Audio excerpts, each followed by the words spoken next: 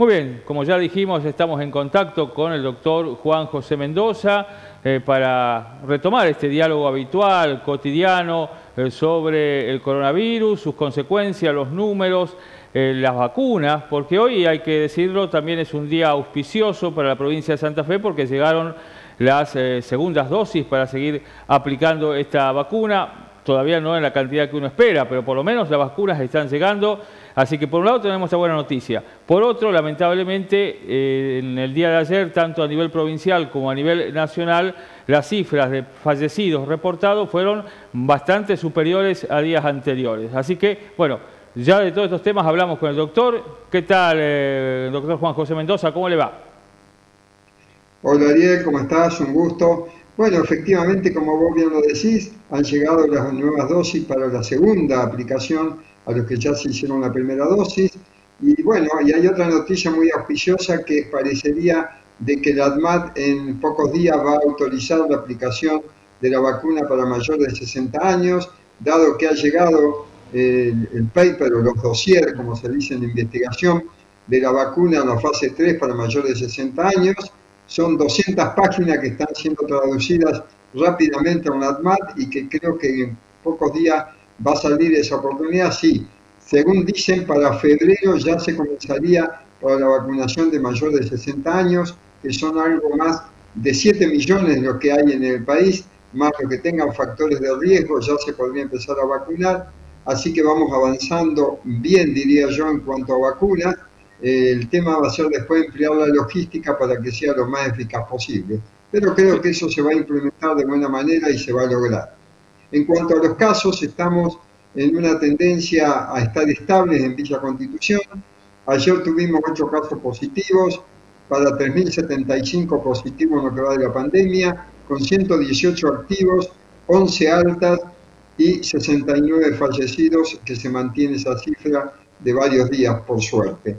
En el departamento de Constitución, si bien no ha habido muchos casos, sí me llama la atención que ha habido en 9 localidades casos. En Alcorta 1, en Empalme 1, en Juncal 1, La Vanguardia 1, Máximo Paz 3, Peirano 1, Rueda 1, Santa Teresa 6, Sargento Cabral 2, que hace un total de 17. Y esta preocupación es de que aunque hay pocos casos, está diseminado, digamos así, en varias localidades, lo cual habría que prestarle mucha atención y la gente de esas localidades tomar las máximas precauciones para que esos números no se aumenten. Pero En lo que las va de otras la pandemia, localidades, doctor, creo que es la primera vez que veo un registro de esta característica, con tanta dispersión en un solo informe, porque generalmente, digamos, 2 o 3, hasta 4 localidades, pero con esta exactamente. cantidad, la primera vez que veo. Eso es lo que a mí me llama la atención. Hubo en octubre por ahí alguna mayor dispersión, pero ahora se ha retomado. Y eso es lo que yo veo con inquietud, de que no haya tantos números de casos, pero sí en mayor cantidad de localidades, lo cual habría que estar mirando muy de cerca todas esas localidades, qué movimientos hacen, qué actividades hay para evitar que esto sea en una diseminación con mayor crecimiento, por supuesto. Lo mismo pasa en otras localidades, como Alvear, que tiene 2, Arroyo Seco, que venía teniendo varios casos positivos en estos días, ayer solamente tuvo 1, pero sí aumentó Coronel Bogado, que tiene 5 pacientes positivos por un total de 8. En total, en las 3 estadísticas tenemos 33 casos positivos. En las internacionales tuvimos un leve aumento, sobre todo en el sector privado. En el Sanatorio Rivadavia tenemos 4 pacientes positivos que están en el piso y 2 pacientes que están en terapia intensiva. Que en estos días atrás el sanatorio no tenía casos o tenía algunos sospechosos, pero ahora aumentó. Y en el hospital seguimos teniendo 4 en la unidad COVID, 1 en terapia y 1 en la zona febril. Así que tenemos en total 12 pacientes entre los 2 efectores, lo cual, si bien no es una cifra que nos desborda en la capacidad de atención, pero siempre para estar mirando de cerca, dado que nosotros tuvimos, como decíamos ayer, en toda la semana 283 casos entre las 3 estadísticas que siempre le brindamos. Y por tanto, al haber tenido en la semana pasada 283 casos positivos, siempre la probabilidad o posibilidad de que pacientes requieran internación o que tengan una situación crítica y demanden una intervención en terapia siempre es posible.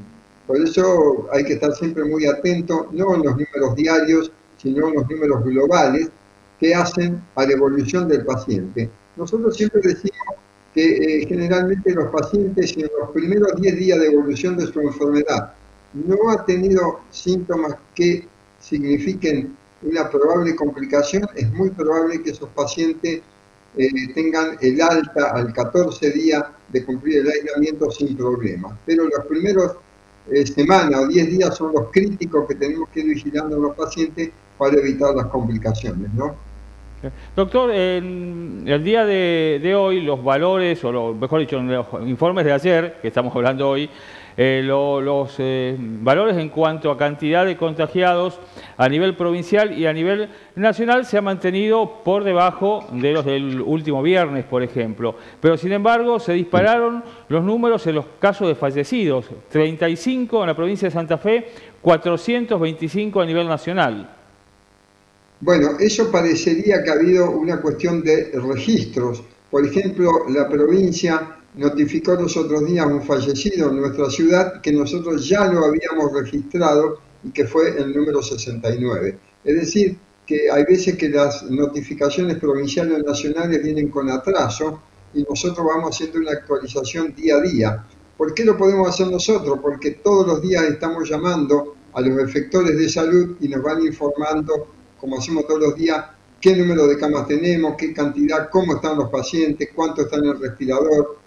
Si bien a la gente por ahí no les interesa mucho o los afecta por ahí cuando nosotros decimos que hay pacientes que están en el respirador, entonces habla de la complejidad de la patología, pero esto nos sirve a nosotros para seguir diariamente con la evolución de la enfermedad y la probabilidad de evolución, porque esto es un día a día donde debemos estar permanentemente observando los números, porque son los que nos determinan la probabilidad de mayor demanda de cama.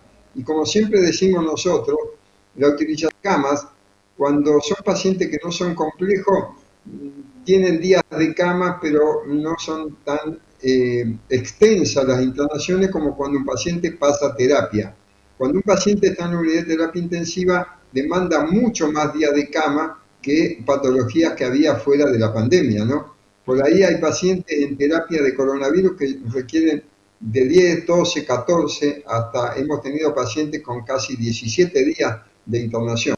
Entonces, para que ustedes se den una idea, el bloqueo de una cama de terapia por muchos días hace que si uno requiera mayor disponibilidad, por ahí no la hay. Entonces, por eso la cama de terapia es un número crítico e indicador de cómo evoluciona el coronavirus. Por eso yo siempre digo que cuando las camas de terapia están cercanas al 60% es cuanto más atentos tenemos que estar. Doctor, lo saco un poco del tema coronavirus, creo que por hoy le podemos dar un corte, pero años atrás, y apelo en este caso a su título de pediatra, llegado a esta altura del año, incluso un poco antes, siempre hablábamos de la diarrea estival, hacíamos notas con respecto a este tema y hace bastante que no escucho hablar de ello. ¿Tiene que ver con la pandemia? ¿Tiene que ver con que se ha superado esa problemática? ¿O porque en este momento no le estamos dando la importancia que debería tener el tema? Bueno, está muy buena esa pregunta. De unos años a esta parte hemos disminuido la cantidad de diarreas en los niños, dado que hemos tenido la posibilidad de incorporar dentro de nuestro calendario la vacuna del rotavirus, que es una vacuna que es la que protege contra las diarreas agudas en muchos niños. Todavía en el mundo el rotavirus sigue siendo una causa de mucha enfermedad y de muerte de niños por consecuencia de la deshidratación y complicaciones que produce una diarrea. Entonces hemos disminuido en eso por la prevención con la vacuna, pero también por el tema de la cuarentena, el aislamiento, hay menos contactos entre niños, hay menos uso de piletas, hay menos uso a lo mejor de lugares donde las aguas no están bien acondicionadas, quizás también el hecho de no ir a clubes o a lo mejor a colonias, a lo que sea, donde los niños por ahí llevan comidas, no están debidamente resguardadas en los lugares ni refrigeradas, se pueden contaminar y eso hace de que produzcan las diarreas por toxinas alimentarias. Entonces también eso condiciona muchísimo y también por ahí de pronto que cuando los niños salen o van a actividades, toman agua, es la misma que toman habitualmente en su casa, toman de una canilla o tragan el agua si se meten al río, entonces condiciona todo eso. Pero sí, efectivamente, tanto lo que pasó en el invierno con una gran disminución de patologías invernales como fue la presencia del virus sincicial respiratorio, tuvimos muy pocos casos de bronquiolitis y la mayoría que tuvimos no fueron complicadas, lo mismo que el número de neumonías, lo mismo ahora pasa con las diarreas. Pero bueno, esto es producto del contexto en que vivimos, donde la cuarentena ha obligado a un mayor encierro, donde no hay contacto entre niños. Por ahí hemos aprendido más también a lavarnos las manos, a cuidarnos, también a cuidar debidamente los alimentos. La gente se acostumbró mucho a sanitizar los alimentos. Yo veo mucha gente que ha tomado como hábito cuando hace sus compras en verdulería, en supermercado, cómo dispone todo lo que ha comprado y lo sanitiza antes de después lavarlo, guardarlo y consumirlo. O sea que quizás estamos teniendo mucho más precauciones que en otras épocas. Perfecto, doctor. Era una duda que tenía porque recuerdo haber realizado en verano, de hace algunos tiempos atrás, siempre estas notas sobre la diarrea estival y hacía bastante que no escuchaba de eso. Bueno, yo le agradezco como siempre la comunicación. Mañana volveremos a estar en contacto. Esperemos que también podamos seguir hablando de alguna mejoría en cuanto a los números en la pandemia. Por ahora sigamos cuidándonos, ¿no? Porque esto todavía no ha pasado y lejos está de que podamos superarlo. Como siempre, le agradezco el contacto y mañana charlamos otra vez. Va a ser un gusto, Ariel, pero lo único que nos queda es seguir cumpliendo los protocolos. El día 20 vamos a cumplir 10 meses ya de esta pandemia y yo creo que si en 10 meses no aprendimos los protocolos es porque no nos interesa cuidarnos. O sea que sigamos ejecutando los protocolos, que es la única manera de controlar junto con las vacunas esta pandemia. Muy bien, doctor. Muchas gracias. Hasta mañana.